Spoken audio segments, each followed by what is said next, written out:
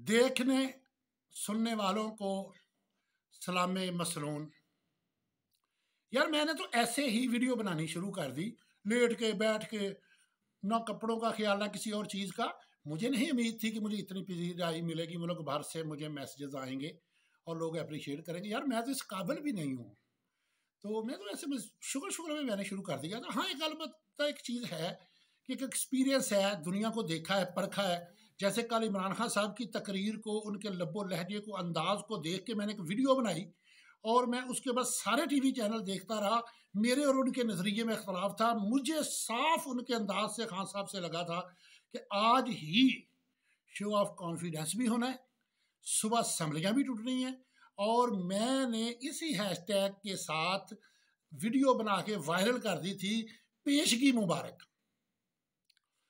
खैर मैंने कल से ना इंशाल्लाह स्टूडियो बनवाने का कह दिया है, 2-4-5 दिन में बन जाएगा। अच्छी जदीद बेहतरीन लेटेस्ट आपको अपडेट जो हैं वो मिलेंगी। तो अगर आप लोगों ने मुझे प्यार दिया तो इंशाल्लाह ताला मैं भी उसका जवाब उसी तरह से दूंगा। अब मैं आता हूँ अपने असल टॉपिक की तरफ। मेरा आज का टॉपिक है गुमनामी से नवाज शरीफ लीडर कैसे बना,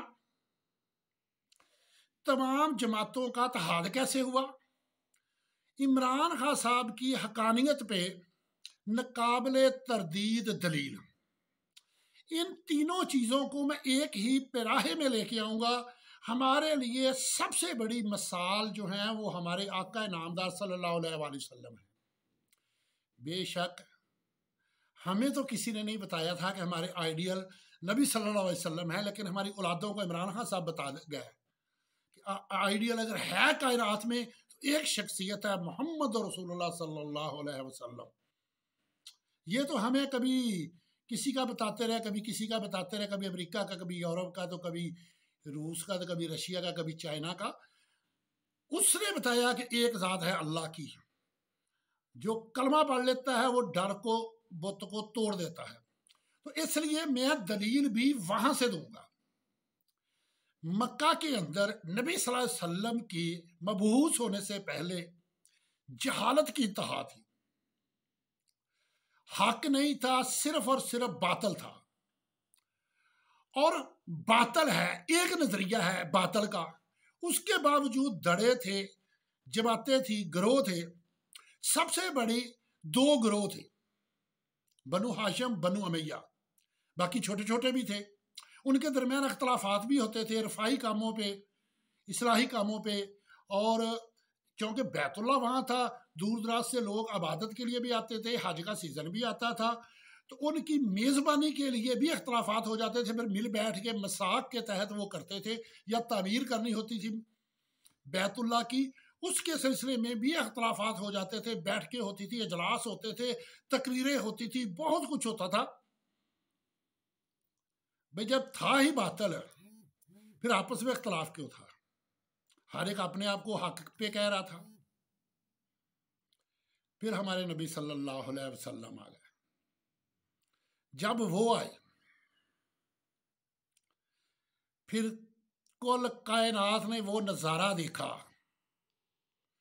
एक ज़ात के सामने सारे यकजा हो गए, मुत्तहिद हो गए। फिर उनके दरमियान फासले मिट गए। इनके खिलाफ मिटाने के लिए फंडिंग सब ने मिलके की, पैसा सब ने इकट्ठा किया। इनको ऑफरें हर किस्म की दी गई। जो इन पे ईमान लाते थे उनको भी दो तरह से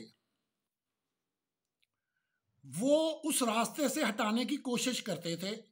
लालच से, डरा धमका के तशद्दुद किए गए। बेशुमार वाकयात सुने होंगे, बेशुमार लालच दिए गए। हमारे नबी सल्लल्लाहु अलैहि वसल्लम को बेशुमार लालच दिए गए, लेकिन वो हक पे थे, वो मबूस किए गए थे, वो डटे रहे। और जब वो डटे रहे,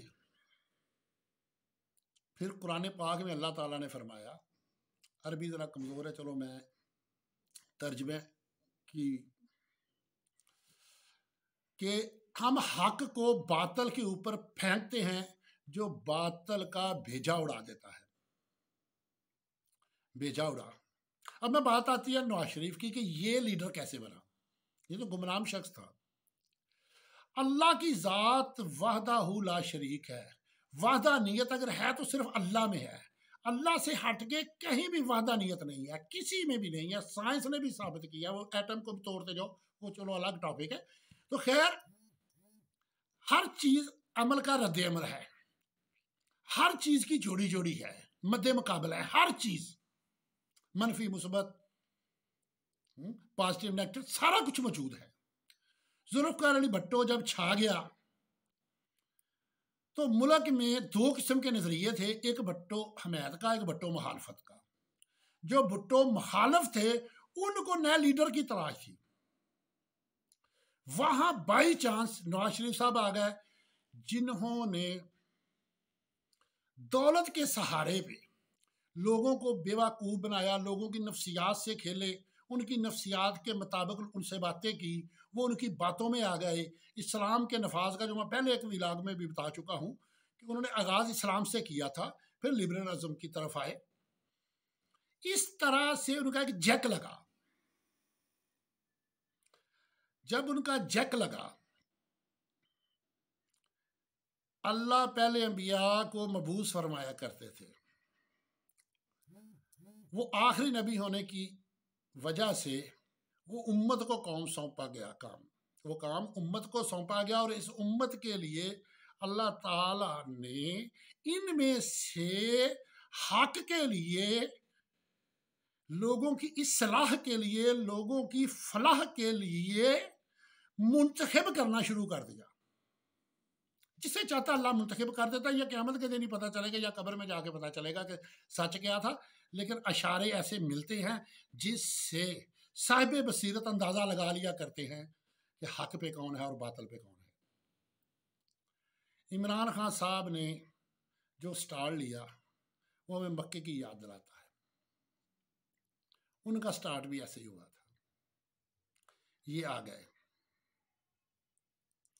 फिर क्या हुआ, सारे के सारे इकट्ठे हो गए, सारे मिल गए, यकजान हो गए, क्योंकि सारे बातिल पे थे। उनमें से कोई भी हक पे नहीं था। हर एक ने लूटा था, खाया था, कोई ना कोई जुर्म किया था। वो कहते नहीं कि दुश्मन का दुश्मन दोस्त होता है। ये एक अलग आवाज जब सब ने सुनी कि करप्ट टोले के खिलाफ जहाद करनी है, और भाई अवाम नहीं जानती थी, वो तो जानते थे ना कि हम करप्ट हैं।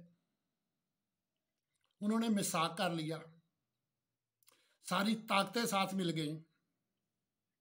और भाई अल्लाह ताला को किसी ने नहीं देखा, वो अपनी निशानियों से साबित करता है कि मैं मौजूद हूं।